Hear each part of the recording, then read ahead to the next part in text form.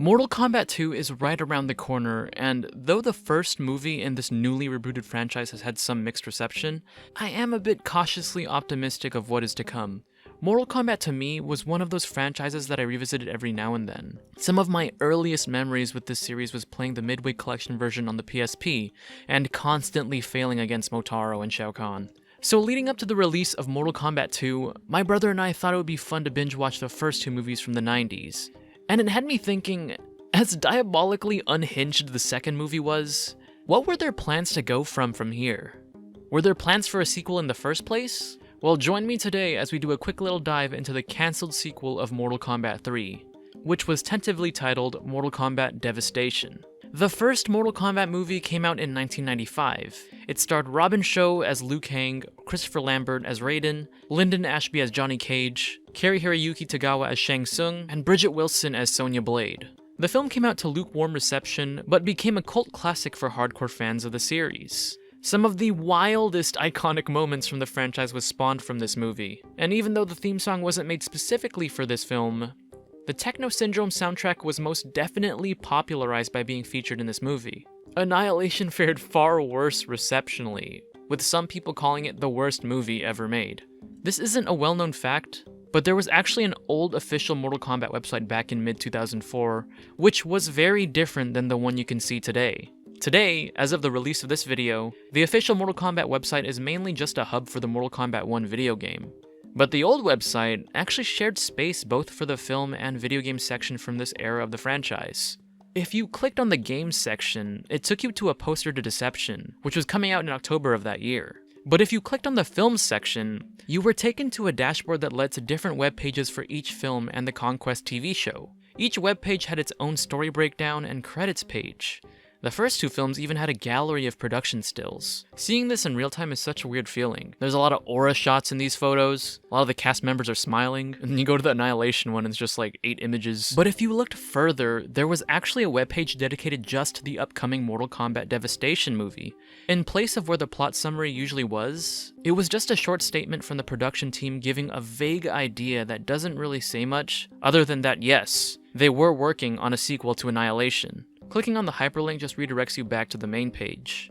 There's something super nostalgic with this website's design. Maybe it's just the black background with nothing really else going on. I was getting huge Newgrounds vibes roaming around here for a bit. Just below the Mortal Kombat Devastation section is actually one of the most interesting things about this unreleased third movie. There was a section called Talk to the Producers, where when you visit this page, everyone and their mother was allowed to provide their input for the new movie. I'm talking, if you wanted Johnny Cage to come back to life, you got it. If you wanted to see Raiden get glocked in the movie, sure, why not? From what they were saying on this webpage, it looks like you were free to chat amongst other Mortal Kombat fans via a message board. But that was eventually replaced with just a single email address to email to directly reach the producers, with promises that they would do their best to read each one. They were really keen on making something that fans wanted to see for this next movie, and that's pretty admirable and respectable. I think this was a really nice thing for them to do to have the fans take part in the story-making process, especially given how everyone reacted to the last movie. You don't really see that at all anymore in this day and age. Everything from big tentpole franchises are so secretive and keen on keeping things under wraps until release date. That overemphasis of secrecy and surprise has rendered us voiceless. In November of 2001, this website even hosted an online voting poll for people to vote on who should die in the next film. Some of these options are really funny, as some of these guys weren't even seen in the first two films. Like, bro, Stryker as an option is crazy. He already died off-screen in Annihilation, give him a chance.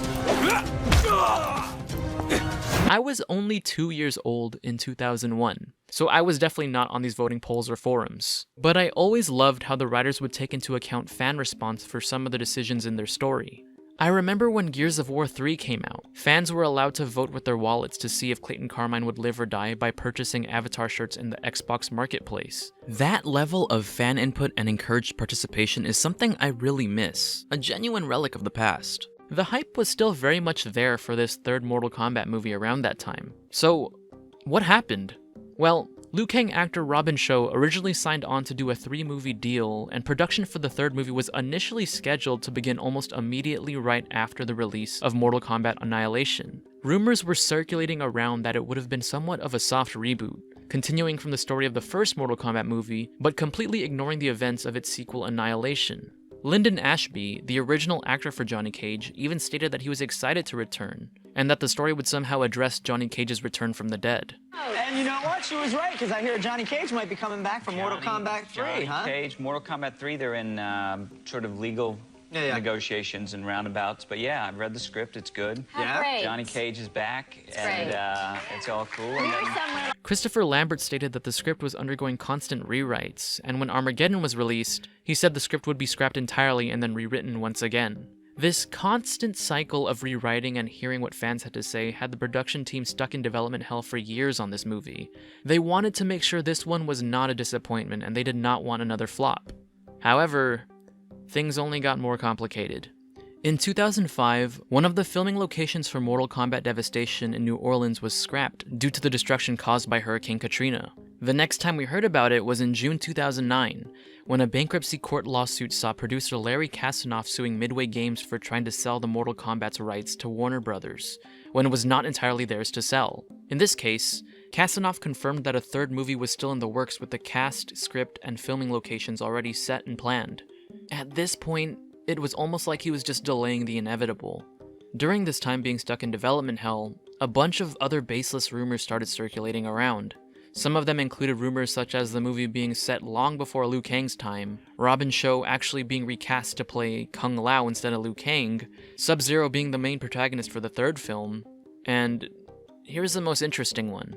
A big rumor going around in 2013, almost 2 full decades after the first movie came out, was that yes, a third movie was still in the works and that it was going to be centered around a low-class worker who discovers he has powers, which is eventually what we got in the rebooted film in 2021. That's kind of crazy to think that after all this time, a baseless rumor actually ended up coming to fruition almost a decade later. But that's it. That's the story of the quick rise and fall of Mortal Kombat Devastation's production. Liu Kang is my absolute favorite MK character, and Robin Shou did a great job at it. I'm curious to see what they do with Ludi Lin's version, though I don't know if we're going to see much of him. Those trailers for the new Mortal Kombat sequel make it look like he's going to get shafted again. I'm kinda curious.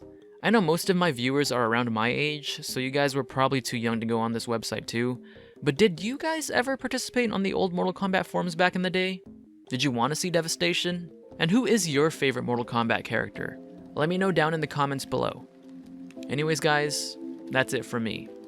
For more of my videos, just click right here.